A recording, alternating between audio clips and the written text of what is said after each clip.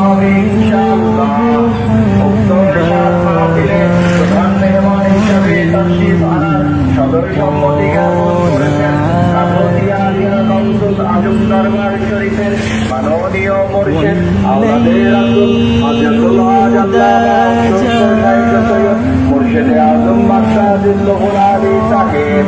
এতে দেশ বরেণ্য উলামায়ে কেরাম, মাশায়েখে তরিকত, বুজুর্গানে দ্বীন ও ইসলামিক গবেষকগণের শুভাগমন।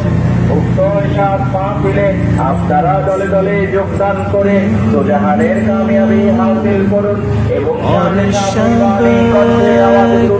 নারায়ে তাকবীর, আল্লাহু আকবার, নারায়ে রিসালাত ইয়া রাসূলুল্লাহ সাল্লাল্লাহু আলাইহি ওয়াসাল্লাম, নারায়ে গাউস ইয়া গাউসুল আজম নকশবী, কাকতিয়া আলিয়া গাউসুল আজম দরবার শরীফ। মারহাবা মারহাবা।